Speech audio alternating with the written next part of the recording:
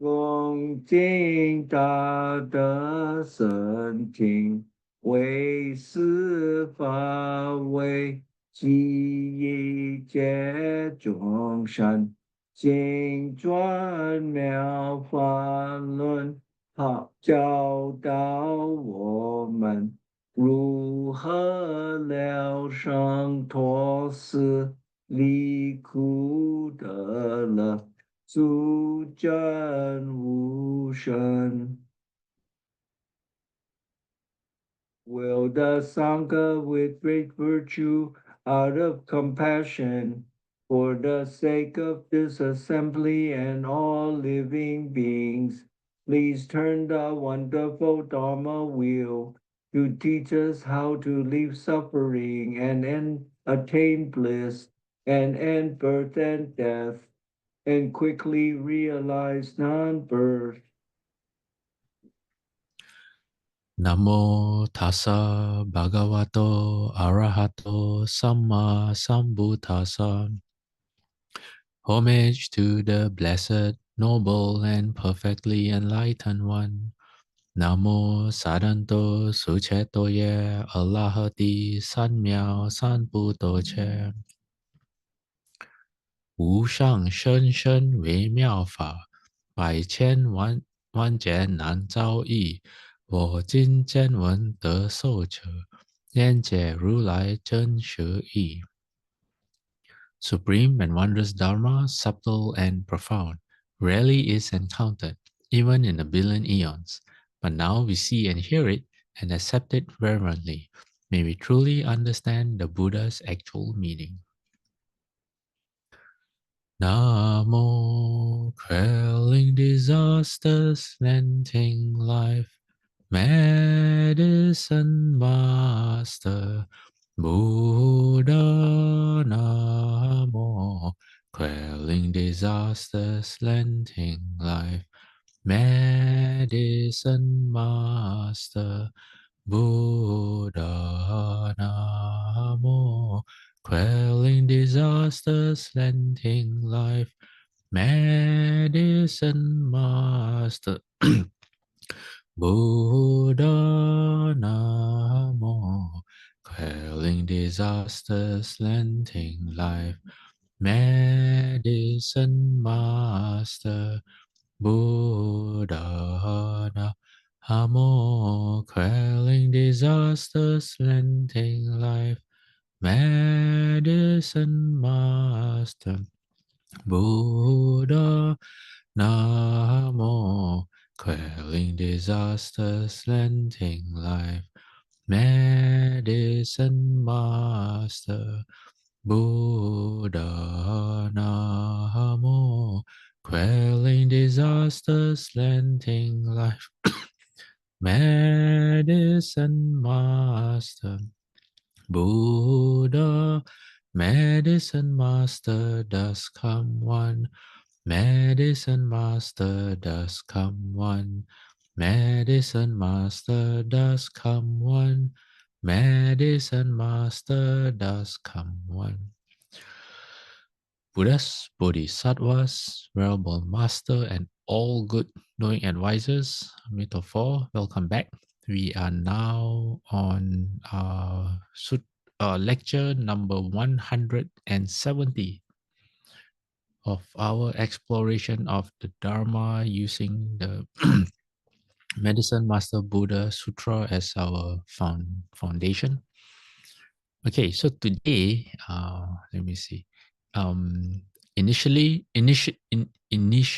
my plan was to have a summary of what we've covered so far since we've taken such a long break. But then, for two reasons. One is I ran out of time. The second reason is if we do a full summary, I wouldn't be able to finish the slides for today. So I hope everyone's memory is really good, or at least better than mine. Okay, but we'll do a summary of sorts, as in this part of the sutra, which you see in front of you on your screen. This is what we have been covering this section. So the Buddha is telling Manjushri Bodhisattva on how to make offerings. You make an image and then you offer flowers, you burn different kinds of incense, and then we've covered in depth, not just once, but multiple times, what the flowers and incense actually mean in our practice. And then we've looked at the 8 precepts and then what it means to eat pure food. We tend to take Mahayana sutras at face value, but the meaning is actually very deep. So we've been trying to uncover the deeper meanings behind what the words might suggest. Then bathing.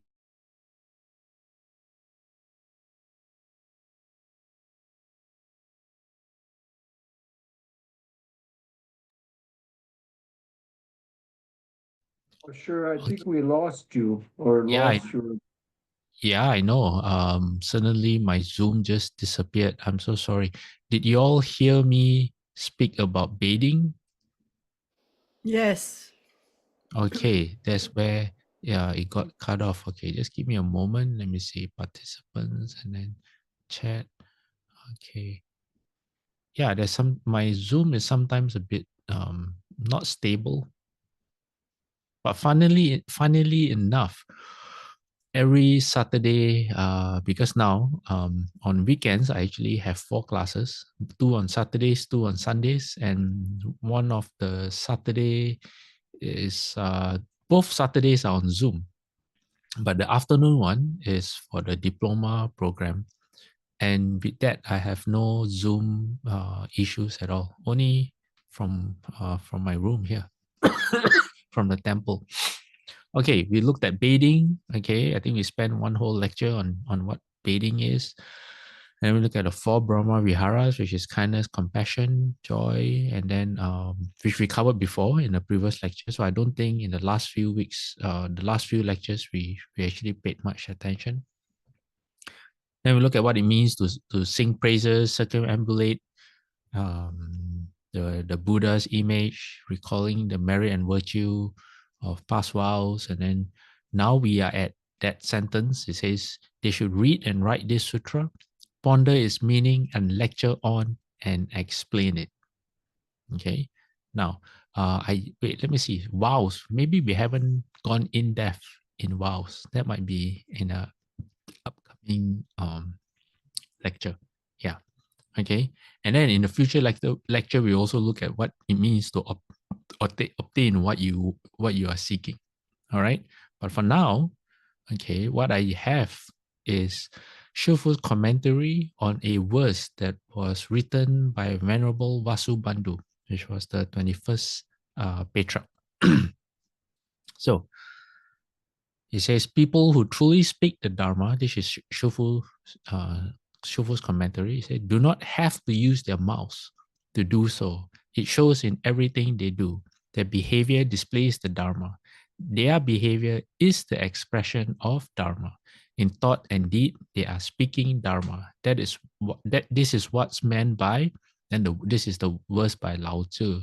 Am I saying that right? Anyway, it says, doing yet not doing, putting wordless teaching into action, doing all the myriad things without weariness, not owning anything that exists, doing things without taking credit for them, not keeping any merit. And Shufu says, only sages can do this. Okay, all of us can try, but we won't be able to do it well. Okay, I forgot to say one thing. Let me go back one slide.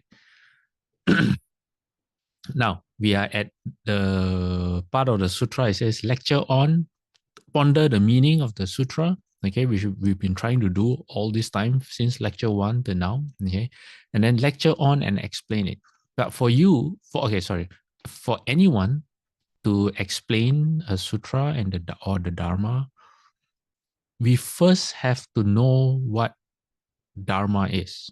Okay, and that's Dharma with a capital D. That means the Buddha's teachings, right? What is the Buddha? What did the Buddha want us to know and understand? Okay, so that's capital D.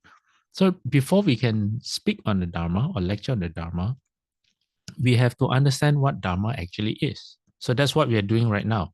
Okay, we're figuring out what it is that constitutes Dharma. Because if you don't know what's Dharma, then it's kind of hard to explain or teach.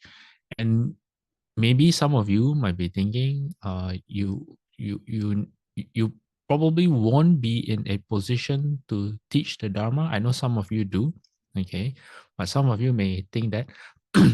But the Dharma is spoken in different ways. Okay, like here, we in front of our screen, what is true Dharma? True Dharma is actually not me like right now, what I'm doing, me explaining or sharing what I think the sutra is saying. That's not true Dharma. Okay, what I'm just saying is based on language. So when you understand what the Dharma is, you can communicate in many, many different ways to help the people that you care for. Okay, it doesn't have to be restricted to a formal setting or only a monk or a nun or someone who has studied the Dharma for long. No, as long as you understand the principles of the Dharma, you can use it in a way to help living beings. Okay, so that's what we are trying to figure out. All right. Okay, so the title of this is Everything is Speaking Dharma. So this is the 23rd Patriarch, Venerable Haklena. And his verse is this. His verse is, seeing phenomena and awakening to phenomena, we can transcend the world. Seeing phenomena and being confused by phenomena, we will fall into rebirth. Okay? Only our eyes see forms. Inside there is nothing. Only our ears hear sounds. Our mind does not register them. When our mind moves, hundreds of phenomena arise. When our mind stops, the myriad matters cease to be. Stopping our mind and cutting off thoughts, we know true wealth and honor. Completely severing selfish desires, we become a true field of blessings. Excuse me. Okay, so that's his verse. Very deep. Okay, now what does Shifu say? Shifu say, these all describe the meaning of the Patriarch's verse. The essential point. Oh my, excuse me. Hold on, let me drink some water.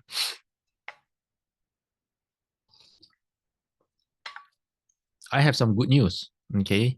In a few days' time, I will be seeing Mr. Ho, who is online with us right now, who is an ENT specialist, and he's going to take a look at my persistent cough. It's been more than a year.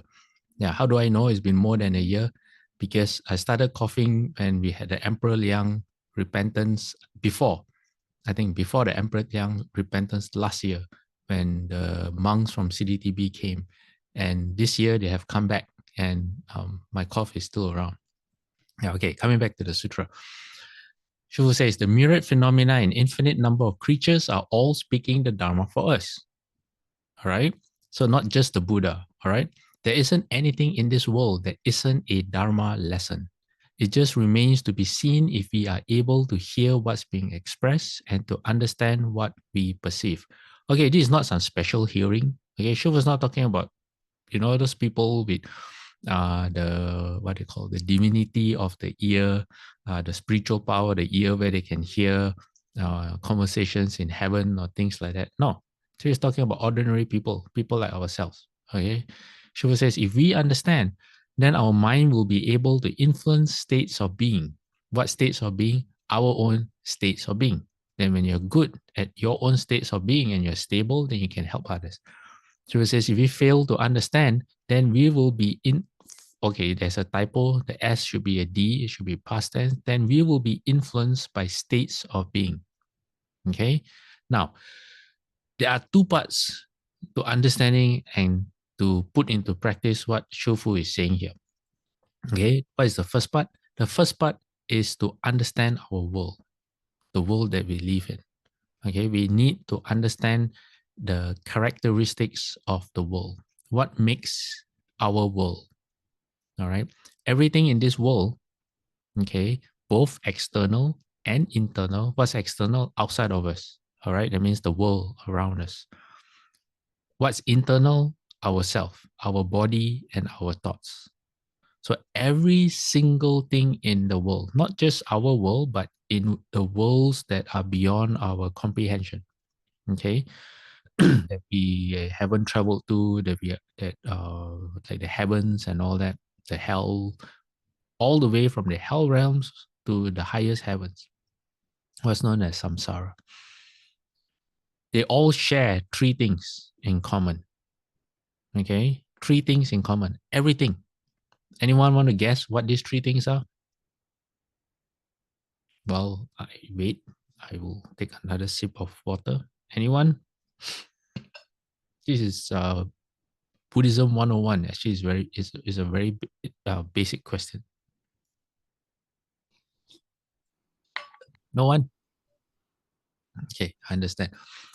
What are the three things? It's known as the Trilaksana or Tilakkhana if you are proficient in Pali.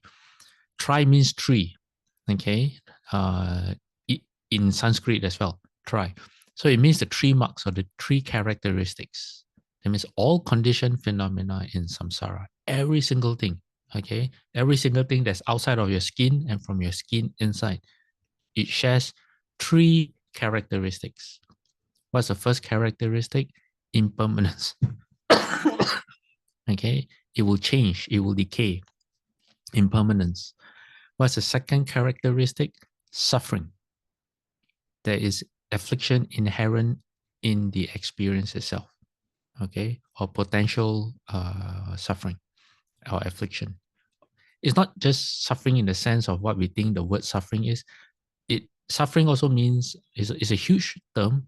It means uh, you cannot find everlasting satisfaction or contentment. So you always, even if you can, it won't last very long, and then you have to continue renewing that sense of contentment. That's why it's suffering. And then the third one is non-self. Okay, that means it's not really who you are. Okay, so when we look at the world, and including ourselves, our inner world and the outer world, these are the three things to keep in mind: impermanence, suffering, and non-self. Okay, now the second part, that's the first part, right? The second part is what? The second part is we need to pay attention to our relationship with the world, both internal and external. But it's not just paying attention, it's paying attention to how we relate to the world, knowing that everything in the world shares these three characteristics. So how we perceive the world, how we perceive ourselves, the stories that we create, the identities that we create for ourselves, for our relationships, the importance that we place on our possessions, the things that we give meaning to, the things we want but we don't have, or the things we have but we want more of, or whatever it is, the way we define ourselves, we need to pay attention to that. Okay, so two parts to what Shufu is trying to say here. Okay, and as we go on, this will become more clear. All right.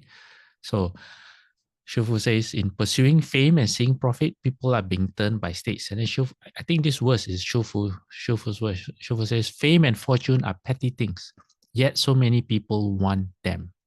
Birth and death is a great matter, but who wants to deal with it? Purity is wealth, but most do not think so. Afflictions create offenses, yet people crave them. Okay, most people don't pay attention to things like that. But when you see things through the lens of impermanence, suffering, and non-self, then the gravity or the the deeper meaning of this verse becomes more apparent, more obvious. Okay, now going on. Shiva says every household has their conditions, their contention and quarreling, afflictions and difficulties, hassles and struggles. They are all part of a big noisy mess.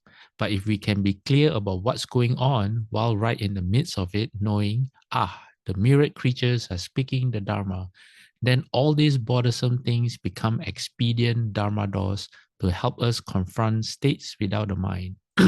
So that we turn the states and don't let ourselves get turned instead.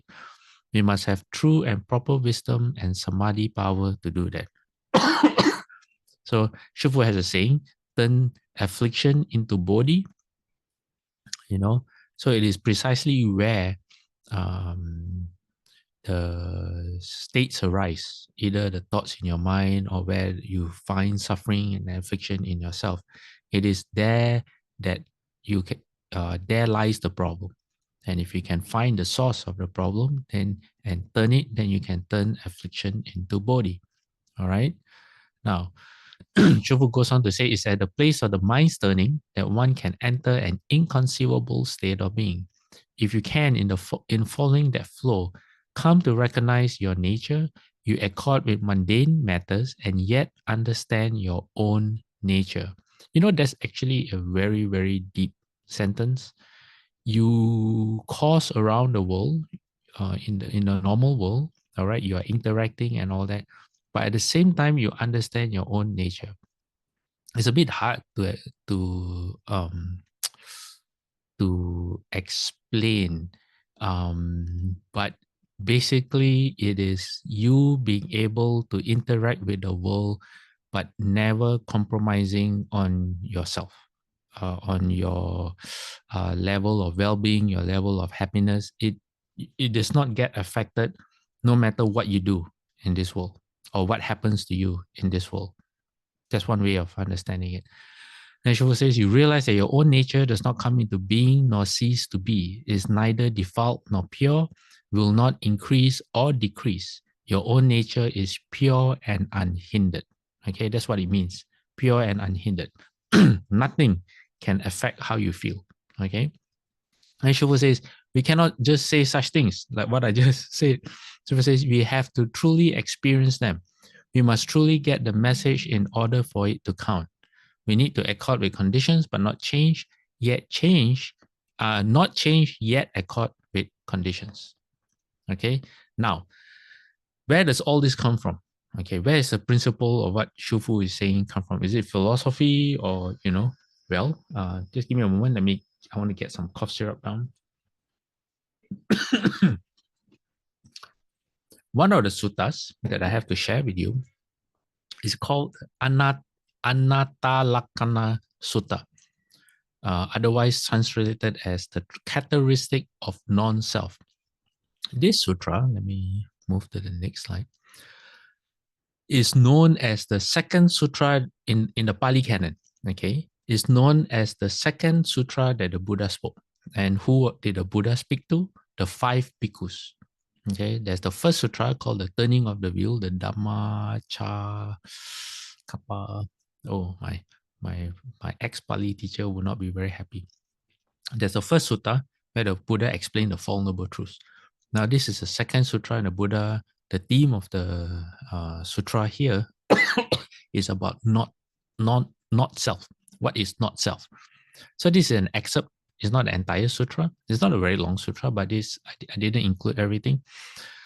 So here the Buddha says mendicants, which are the monks, the 5 of them, he says form is not self. Form means what? Anything that has physical characteristics and discernible characteristics. Like for example, wind. You may not be able to see wind, but you can feel wind. Or gas, It says if form were self, it would not lead to affliction.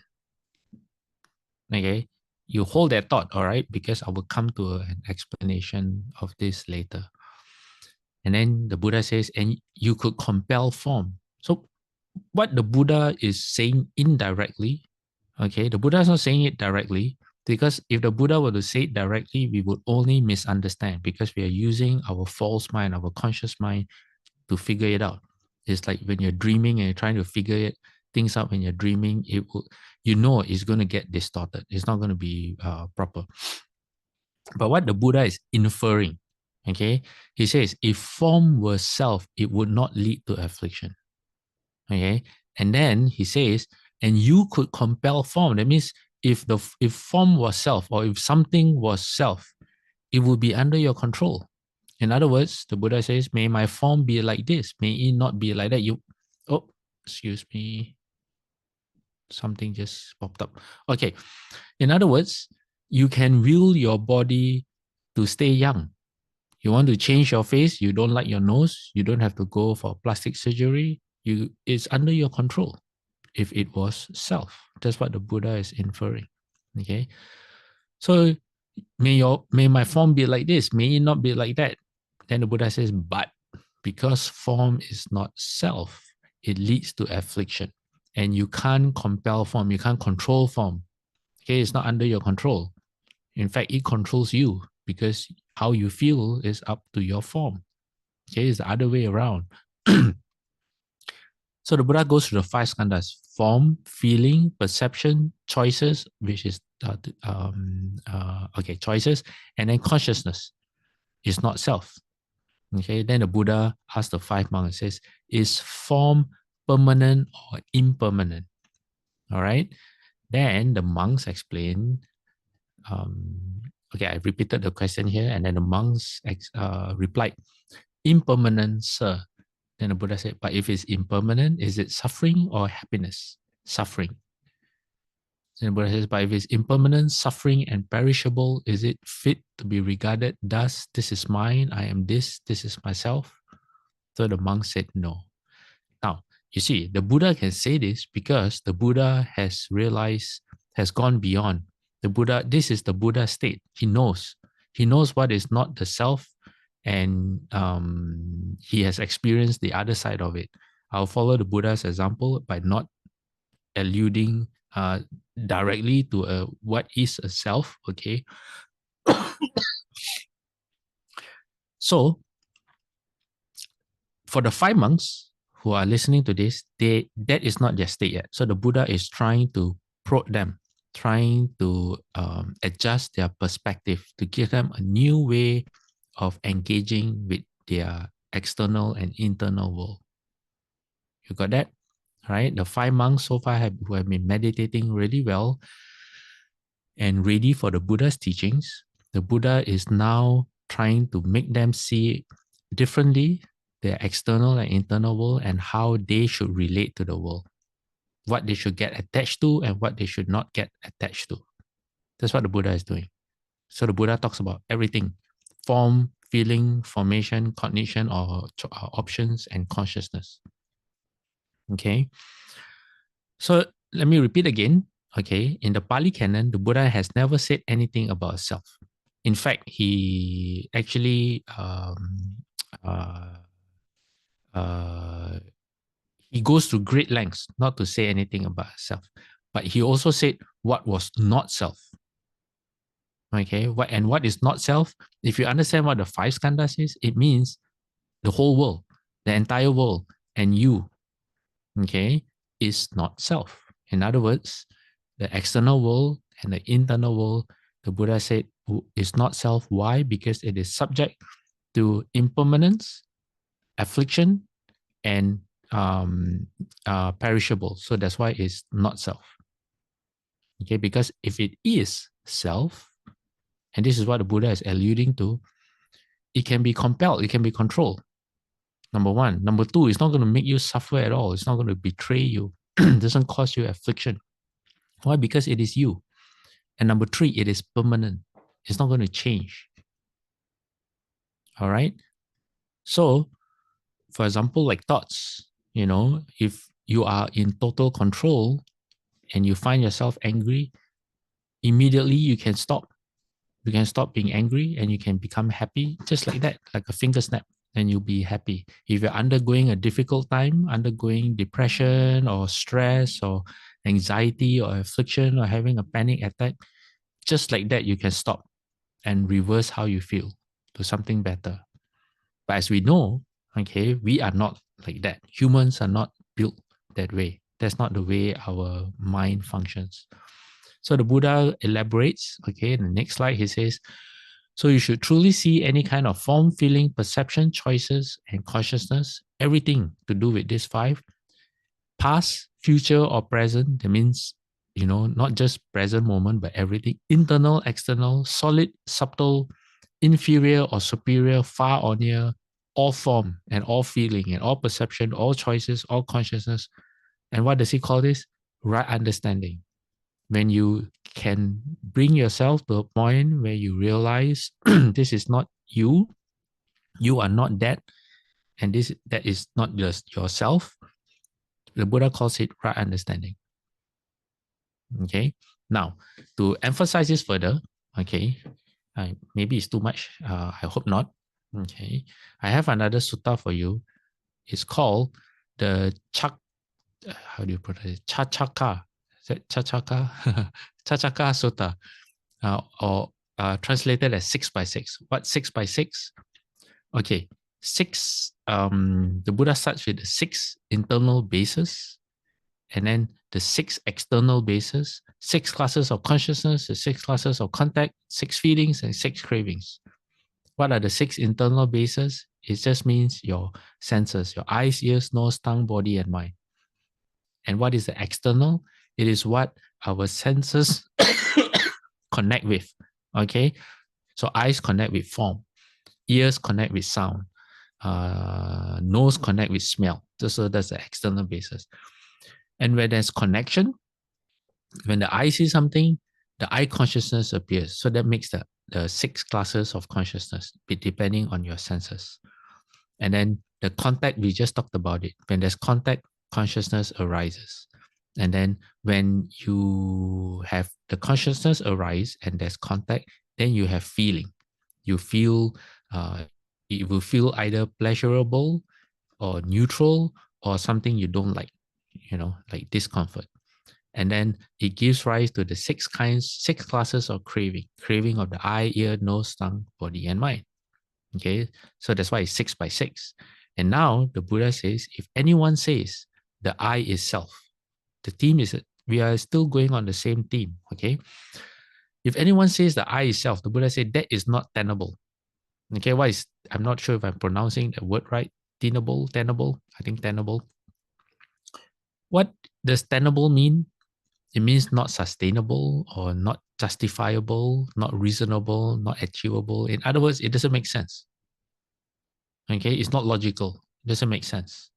That's what the Buddha is saying. So the Buddha says, if anyone says the I is self, which we all do, we automatically assume that our eyes are us, our minds are us, our body is us. That's what we do. But the Buddha says that's not logical at all. It doesn't make sense. Why? Because the Buddha says the rise and fall of the I are discerned. What is rise and fall? That means the coming together and going away. The like when you are born and then when you died and the I disintegrates. That's what it means. And the Buddha says, and since its rise and fall are discerned, it would follow my self rises and falls. Okay, so if you say the I is self and the I comes and goes, then you also come and go. But what the Buddha is not saying is actually you don't come and go. Okay, then the Buddha said that is why it is not tenable for anyone to say the I is self. So the Buddha's logic is then thus the I is not self. Okay, from the Buddha's point of view, it makes perfect sense. Why? Because the Buddha has transcended. The Buddha sees it for what it is. All right. Now, in the same sutta or sutra, the Buddha goes on to cover everything. Okay. What is everything? Everything means our entire experience of being alive. This is what it means. Buddha says the eyes, the forms, the eye consciousness, eye contact, feeling, craving. The same formula repeated for the nose, the ear, nose, tongue, body, and the mind. So now you see on the screen, you see the 3 round characters with the 3 dots in the middle.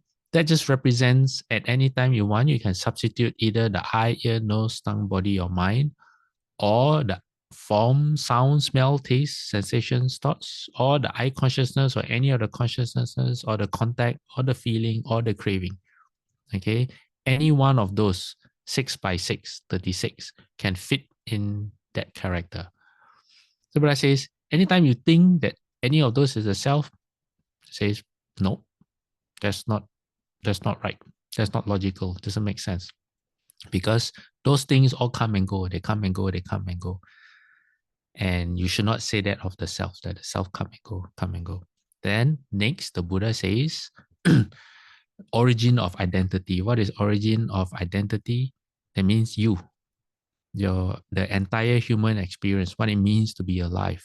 Okay, so that's what the origin origination of identity here means.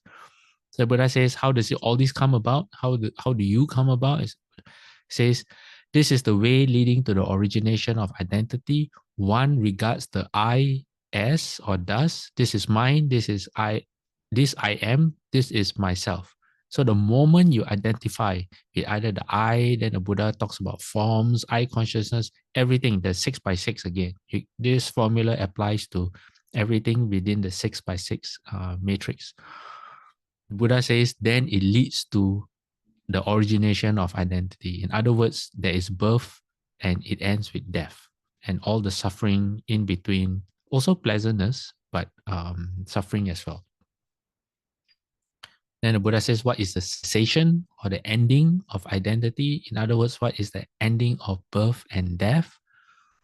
We already know by regarding everything as this is not mine, this I am not, this is not myself. Now, if any of you meditate, okay, and you are familiar with the Huato method, you will come to understand that if you really understand what the Buddha is saying and you apply yourself, your thoughts are not you. Okay, your body is not you. Everything is not you. What do you end up with? The Huato method. Your mind is you put your mind in the suspended state of the suspended state. Yes, where you neither follow after sounds or sights, smells, and you just try to hold it in space in one dimension. But when you add time and you travel through time, you stretch that thought out into the fourth dimension in like a line, Yeah, that's what you do. So when you understand this, then the Huato method makes perfect sense. Okay. Now, having said all of this, okay, because many people are not familiar, or many Mahayana Buddhists are not familiar with these two sutras that I've just shared, these two suttas. Now, I want to show you a sutra that I think almost all of you will know. Some of you might have even memorized this sutra, the Heart Sutra. Okay. Heart Sutra, it starts off with when Avalokiteshvara Bodhisattva or Guanyin Bodhisattva was practicing the profound Prajna Paramita. It illuminated the five skandhas. What the five skandhas we just saw? Form, feeling, formation, cognition, consciousness. Did I leave any out? Anyway, and saw that they are all empty, and he crossed beyond all suffering and difficulty. So that's why the Buddha wants us to practice, so that we can cross beyond all suffering and difficulty. Then the Buddha tells Shariputra, I say, Shariputra, form does not differ from emptiness. Emptiness does not differ from form. Form itself is emptiness. Emptiness itself is form. So too are feeling, cognition, formation, and consciousness are there. The five skandhas right in front of me. And it says, all dharmas are empty of characteristics. They are not produced, not destroyed, not defiled, not pure, and they neither increase nor diminish. Okay, this sentence that we just read is not in the Pali Canon. Okay, why? Okay, in the Pali Canon, everything is spoken to people who have yet to cross into emptiness.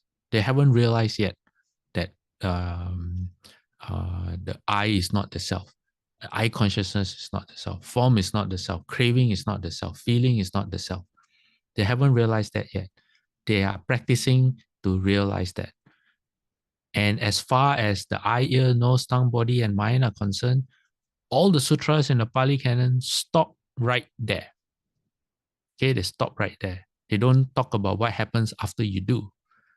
And this is where the Prajna Sutras or the Heart Sutra comes in. So the principle is the same, but the language is different. Why? Because it speaks to a different experience. Okay, you got that? It's you don't have to worry about it. Okay, I'm just explaining all this to you. Okay, so the Buddha goes on to say again, therefore in emptiness there's no form, feeling, cognition, formation, or consciousness. And then this is the 6x6 matrix. No eyes, ears, nose, tongue, body, or mind. No sight, sound, smells, taste, objects of touch, or dharmas. No feel of the eyes up to including no feel of mind consciousness. Then now the Buddha adds, and no ignorance or ending of ignorance. This is not found in the Pali Canon, because if the Buddha were to teach that in the Pali Canon, Until you realize it, you get very confused. You say, we are trying to end ignorance, and now you're telling me there's no ignorance or ending of ignorance. Then what am I supposed to do? That's why it's not taught in the Pali canon. But when you do understand what emptiness is, and someone tells you no ignorance or ending of ignorance, you just nod your head. You say, yes, that's the way it is. Why? Because you understand. It's your state now. You understand what it means to no ignorance or ending of ignorance, up to including no old age and death or ending of old age and death. This simple, quick sentence encompasses the 12 condition links. This is what Practika Buddhas get enlightened to.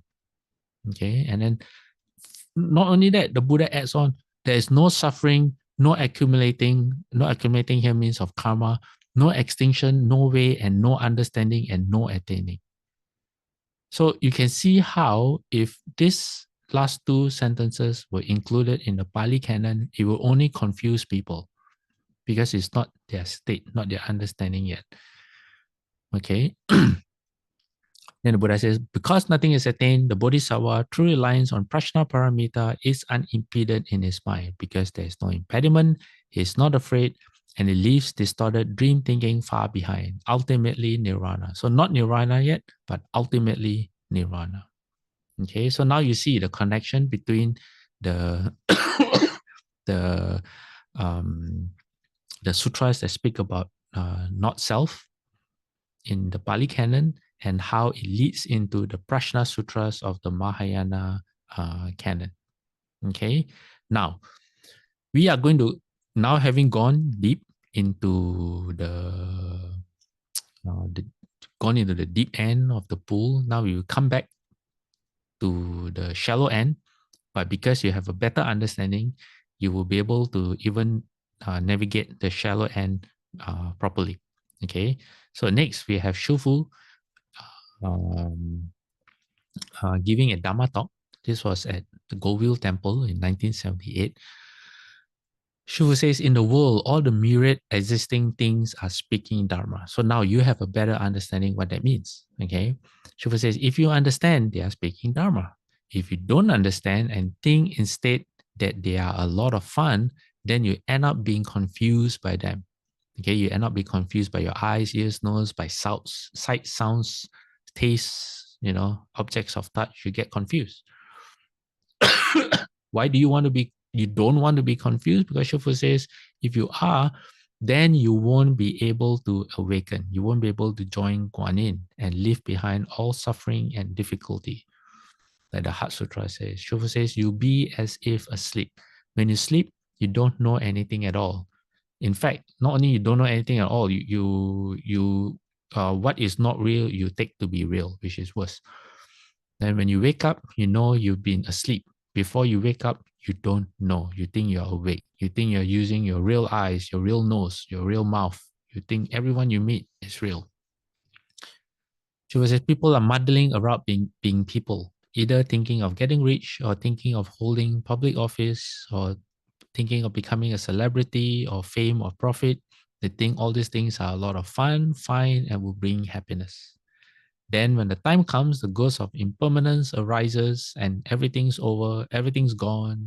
And you say, oh, if only I had known it was going to turn out like this, then I would not have been so attached. Okay. All right. Now let me see. I have a few more slides because it's 10:15. Let me see if I can finish in time. You know what? I'm going to, I think I can. Okay. This next slide, Shiva gives a verse. It says, don't wait until you're old to cultivate the way. Many are the solitary graves of young people. Okay. So Shiva was saying not everyone lives to a ripe old age. Then in the next, wait, hold on. Let me go back. Okay, I think I should read this entire paragraph. She will say, see how many solitary graves there are. All of those are young people. Old people have their sons and daughters along with them. That doesn't hold nowadays, however, in the public cemeteries. Daughters can't even find their own fathers because they aren't put together. So the world is changing and every single thing is speaking the Dharma of changing and transforming. In other words, what we hold dear in our present moment, okay, the future result is going to be very, very different. No matter how much emphasis, how much you go kicking and screaming, we cannot compel. It is not under our control. Okay. So Shufu says, what are the changes and transformations for? They are to get people to wake up and they are to confuse people. So it depends on you, whether you see it for what it is or not. And Shufu says, how do they confuse people? They are confusing if people don't understand the true principle behind them. When that happens, people become more and more confused each day. How do they wake people up? If people understand the Dharma that everything is speaking, they can awaken to the fact that everything in the world is what? Impermanent. Okay. Now, next, I have this sutra, but before we go to this sutra, does anyone have any questions?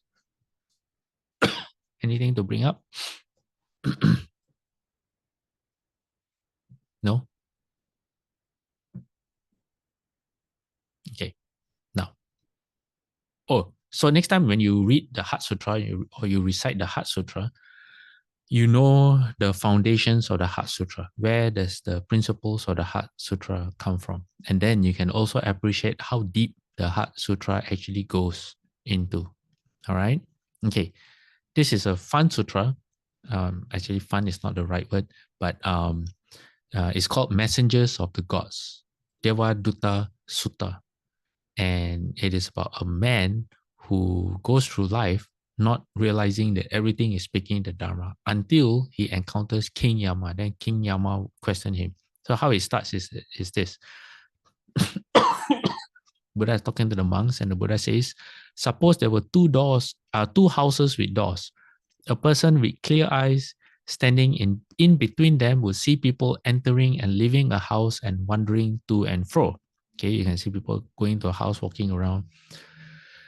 Buddha says, in the same way, with clairvoyance that is purified and superhuman, I see sentient beings passing away and being reborn, inferior and superior, beautiful and ugly, in a good place or a bad place. I understand how sentient beings are reborn according to their deeds. That means according to their karma. These dear beings did good things by way of body, speech, and mind. They never denounced the noble ones. They had right view, and they chose to act out of that right view. When their body breaks up after death, they are reborn in a good place, a heavenly realm, or among humans. Okay. Then the Buddha says, these dear beings did bad things by way of body, speech, and mind. So the the other kind of people. They denounced the noble ones. In other words, they turned their backs on wisdom. They had wrong view and they chose to act out of their wrong view. When their body breaks up after death, they are reborn in the ghost realm, the animal realm, or in a place of loss, a bad place, the underworld, the hell. The wardens of hell take them by the arms and present them to King Yama, saying, Your Majesty, this person did not pay due respect to their mother and father, ascetics and Brahmins, or honor the elders in the family. May Your Majesty punish them. Okay, so you can see where the story is going. King Yama pursues, presses, and grills them about the first messenger of the gods. So, in other words, King Yama is now questioning the poor guy who led an unwholesome life and is now in hell. So, King Yama said, Did you not see the first messenger of the gods that appeared among human beings? And his answer is what? Ignorance. I saw nothing. I mean, he doesn't know. Okay, he doesn't know what King Yama is asking him. So, King Yama has to explain. He says, Mister, did you not see among human beings a little baby collapse in their own urine and feces? Did it not occur to you, being sensible and mature? I too am liable to be born. I'm not exempt from rebirth. I better do good by way of body, speech, and mind. Okay, so Buddha is talking, not the Buddha, the King Yama is talking about birth. And all this man can do is say, no, I was careless, I was negligent, I didn't pay attention, I didn't notice. Then King Yama says, because you were negligent, you didn't do good by body, speech, and mind. Well, They'll definitely punish you to fit your negligence. That bad deed wasn't done by your mother, father, brother, or sister. It wasn't done by your friends or colleagues, anyone. Okay. It wasn't done by no God is in charge of your fate, in other words. Okay. Not heavenly beings, no teacher, nothing. It's only you. You know, I've shared the verse that monks in the Theravada monasteries chant every morning.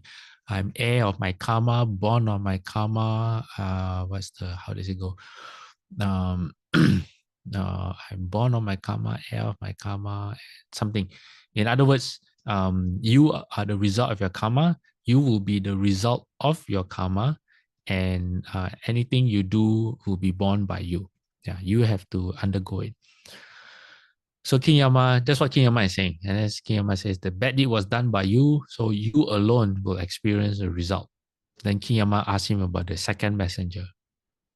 And he says, did you not see among human beings an elderly woman or a man, 80, 90, or 100 years old, bent over, bent double, crooked, leaning on the staff? That means beset by old age. Okay. And then the man says, yes, I saw that. So King Yama again questioned him, said, did it occur to you? You know, like when you see people grow old, has the thought never occurred to you that you will also grow old? You know, so since you're going to grow old, you're not going to stay young forever.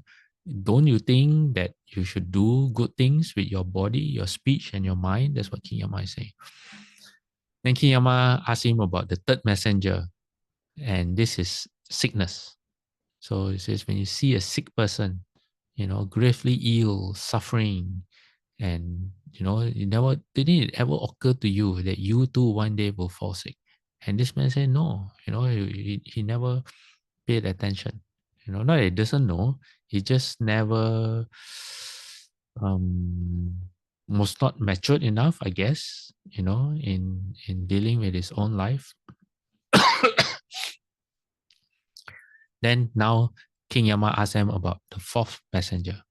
What is this? King Yama says, did you not see human beings when the rulers arrested a bandit, a criminal, subjected them to various punishments? Then there's whole list of punishments there that you can read for yourself. You know what? Porridge pot. Oh my, just use your imagination. What is punishment by porridge pot? Shell shave. Oh, you get shaved by a shell. Demon's mouth, garland of fire. Anyway, so when you're punished, you are splashed with hot oil, being fed to the dogs, you are impaled alive, and you are beheaded. And the man says, yes, I saw that. Okay. Then King Yama says, did it not occur to you, being sensible and mature, that if someone who does bad deeds receives such punishment in this very life? So when you're alive and you do bad deeds, you get punished. King Yama says, hasn't it ever occurred to you that perhaps in your, you know, that it might happen in your next life too? So you better do good by your body, speech, and mind. And the poor guy, you know, actually he's not poor, he's pitiable, but he only has himself to blame. He says, no, I couldn't. Then there's a fifth messenger that King Yama is trying to teach him. Okay. Again, he says, I saw nothing. Then he says, do you not see any corpse, any person who has ever died? You know, that was the question to him. And then he says, yes, I've seen people dying before. And again, King Yama's logic is, never occurred to you that you myself might one day pass away too? And then after all this questioning, King Yama falls silent and the being falls into the hells. Poor guy. Okay, that's what happens. Yeah. And then let me see. Hold on. I have another slide here. I'm not sure. You know what? I'll share it too. Okay, it says, once upon a time, King Yama thought, it's the same sutra, okay? Those who do such bad deeds in the world receive these many different punishments. Oh, I hope I may be reborn as a human being and that a realized one, a Buddha, perfected one, a fully awakened Buddha arises in the world, and that I may pay homage to the Buddha. Then the Buddha can teach me Dharma so that I may understand his teaching. Then he says, now I don't say this because I've heard it from some other ascetic or Brahmin. Now this is the Buddha speaking. Okay, the Buddha is saying what King Yama's wish. What is King Yama's wish? Because he sees all the suffering in the world and all the people received. Some people think King Yama is the one that makes you suffer. No, King Yama is just someone who make the things go along. Like he explains what's going to go. But your sentencing is not up to King Yama. Okay, King Yama doesn't pass sentence or judgment on you. In fact, King Yama is trying to help. Your sentence or judgment is determined by your own actions. Okay, a lot of people think King Yama is the one passing judgment. So now the Buddha explains to the monks, he says, now I don't say this because I've heard it from some other ascetic or Brahmin. You know, you always say, Shufu say this, Shufu say that, or I heard this monk say this, I heard that monk say that. Buddha doesn't do those things. The Buddha only teaches what he knows himself. And the Buddha says, I only say it because I've known, seen, and realized it for myself. This is what the Buddha said. Then the teacher, in other words, the Buddha, went on to say, when warned by the God's messengers, those people who are negligent sorrow for a long time when they go to that wretched place. That means they fall to the hells. When warned by the God's messengers, the good and true persons here never neglect the teaching of the Noble One. Seeing the danger in grasping the origin of birth and death, the unattached are freed with the ending of birth and death. Happy, they have come to a safe place, quenched in this very life. They've gone beyond all threats and perils and risen above all suffering. You know, Guanyin in the Heart Sutra, leaving behind all suffering and difficulty. That's what this last sentence means. Okay, now let me see. It's time. It's 10:30 where we are, and I have a few more slides left. Maybe I'll. Does anyone have any questions? If there's no questions, then I'll continue and finish the remaining slides. Anyone? Anyone you want to bring up? Anything you want to bring up or share? No? Okay. As I'm talking and you want to, you can type in the chat box. So where were we? Okay. So now we go to Shufu. This is from Shufu's Talks on Dharma, Volume 1. Shufu say, you have all heard that in the Avatamsaka Sutra or the Flower Adornment Sutra, it says the Buddhas manifest hundreds of thousands of millions of sounds to proclaim the wonderful Dharma for living beings. We should awaken to the fact that all the sounds in the world are speaking the Dharma. It is said, the sound of the brooks are all simply the vast long tongue, because the Buddha has a vast long tongue. The hues of the mountains are none other than the pure body. The sound of the streams and creeks are just like the vast long tongue of the Buddha proclaiming the wonderful Dharma. Shivu said that. Let me see. I have some notes. I'm just looking at my notes to see how relevant they are. Okay. Shiva says the hues of the green mountains are all the pure Dharma body, delighting those who see them. If you understand this principle, then absolutely everything in the world is speaking the Dharma. Good people speak good Dharma for you, and bad people speak bad Dharma for you. Horses speak the Dharma of being a horse, and cows speak the Dharma of being a cow, enabling you to understand how they got to be horses and cows. All right? That's very profound. You know, when we see animals, we usually never stop to wonder how they became an animal and have to suffer, you know.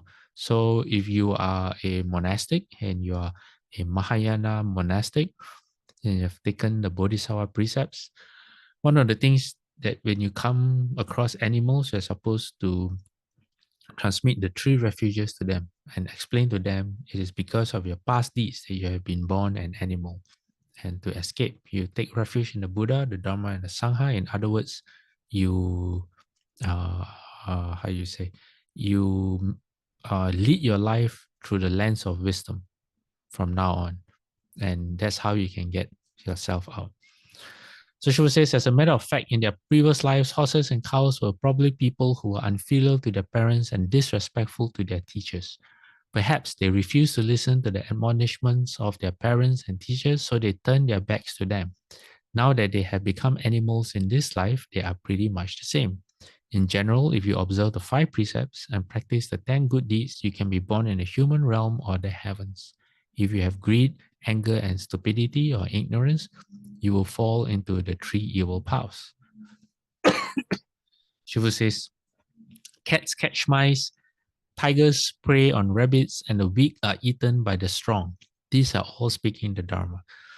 Each has its own cause and effect, its own standing, and its own wonderful Dharma. Professors speak the Dharma of professors, students speak the Dharma of students, bhikshus speak the Dharma of bhikshus, and bhikshunis speak the Dharma of bhikshunis. It's not that they are literally speaking, it's that when you observe them, if you observe properly with wisdom, it can tell you a thing or two. Sentient beings are speaking the Dharma, and insentient beings are also speaking the Dharma. If you can recognize this, then the green mountains, the white clouds, the yellow flowers, and the green bamboo are all speaking the Dharma. That's how you become a Pachika Buddha. If you say this sentence to a Pachika Buddha, they'll just nod their heads, say, yes, that's how it is. All the mirror things and creatures are speaking the Dharma. Then let me see how many more slides I have left of this. Okay, this is the second last slide. Shiva says, robbers loot the wealth and property of other people because those people robbed them in previous lives and they're now collecting the debt. If they weren't robbed in the past and they robbed the wealth and property of others now, they will be robbed in the future in order to pay their debt. That's the principle of retribution in the cycle of cause and effect. This reminds me of a story. There was a Bodhisattva. Can't remember which one. I think it was in the Vimalakirti Sutra, if anyone remembers. He had a golden bowl and he was very sure that he had not committed any stealing karma for a long time. So to prove that, he announced, I'm going to put my bowl in a place where everyone can see. It was on top of a pillar. He's going to put his gold bowl, like I think a solid gold bowl, on top of a pillar at the entrance to the city. In other words, a very busy place where everyone that comes and goes to the city walk past that place, and he puts it up high, not high like no one can see. He puts it up in a place where everyone can see. And true enough, the whole day, the bowl just stayed there. No one thought of, the bowl wasn't stolen at all. Why? Because he had not committed any stealing karma for a very long time. So no one would steal his thing. Yeah, I think that was in the Vimalakirti Sutra. I'm not sure. And again, what Shuvu is saying here is, for example, people who are poor. There's a story of how Anatta Bindika, if I'm not mistaken, he was the chief patron of the Buddha.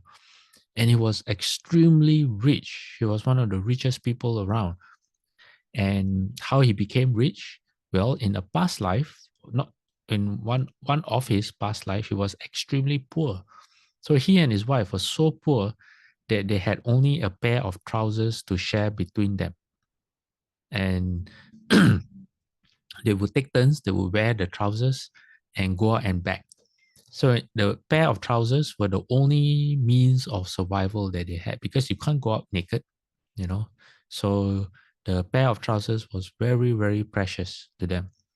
So one day he saw a Prachika Buddha and he had the thought, he said, we are poor because we never practice giving. So he had a thought on the spot, which is to offer his most precious possession. So when you have very little, okay, the little becomes a lot. Yet he was able to offer his most prized possession or his only possession to the Prachika Buddha. Now, if you think about the psychological, I'm not sure if I'm using the right words, the psychology behind it, there's a certain logic to it. Why? Okay, if you are stingy, okay, you are how you say if you rob people, what I'm trying to say is there's a logic to why you are born poor if you don't practice generosity. If you're not generous, you don't know how to give, and your own is not enough. Whatever you have is never, you feel as if it's never enough for yourself. Then when you're reborn, you feel like you have nothing. Okay, whether you are actually rich or poor, you feel as if you have not enough. Okay, that's to me the psychology behind the feeling of being poor. Okay, anyway, I'm not making a very good case out of it. I used to be able to explain it really well, but apparently I'm not ready right now. So just forget what I just said in the last few seconds.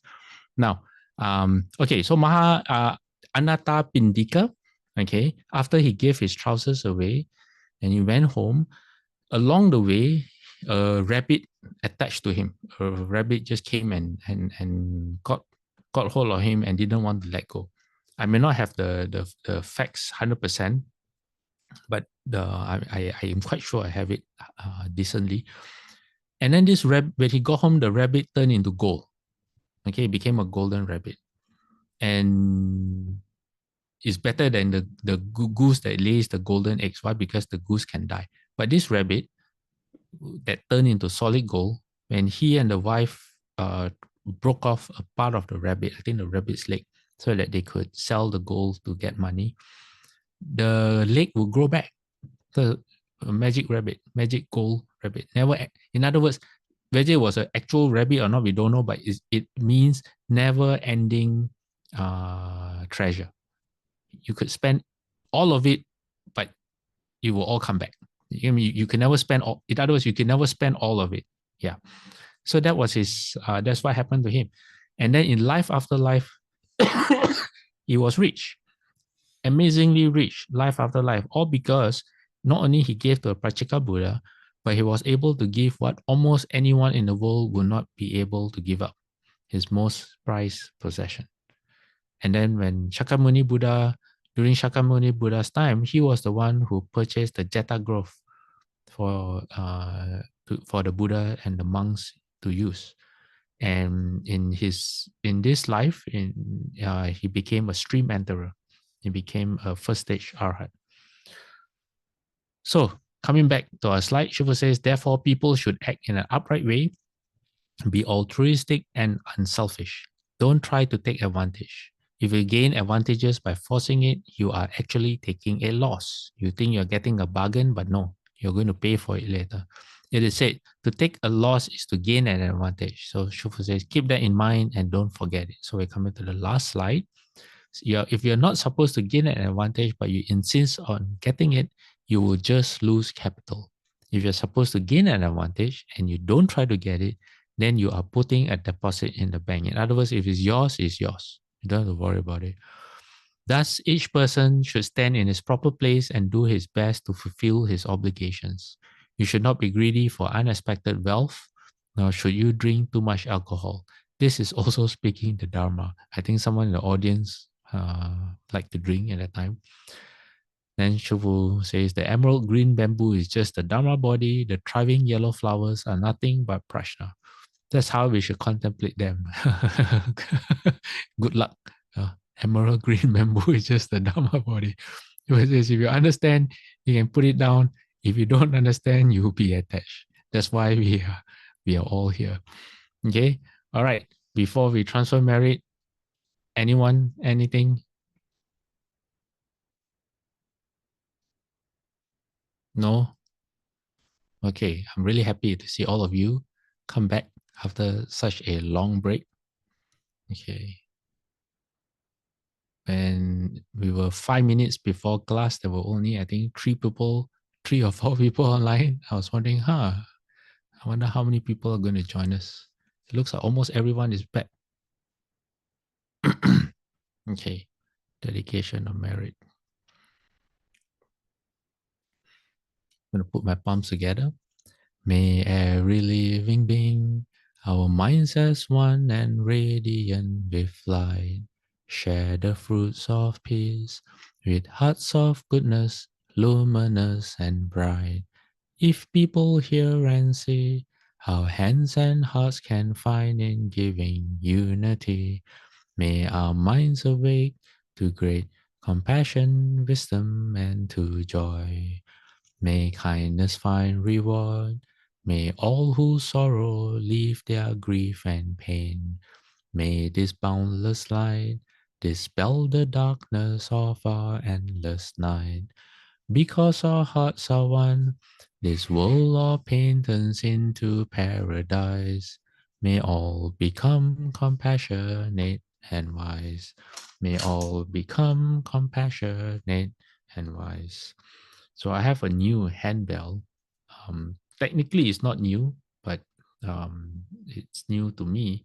That was given to me by Julie. So you might hear something different. Oh, wait, let me adjust the sound so you can hear it properly. Okay, so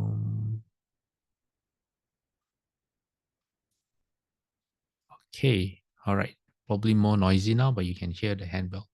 Okay, let's do 3 bows to the Buddha. Second bow, third bow, half bow. Bowing respect to the Rebel Master. Second bow, third bow, half bow. Wow, this bell, it rings, it doesn't stop the resonance. Okay, everyone, see you all next week. Okay, Amitabha. 嗯，跳佛。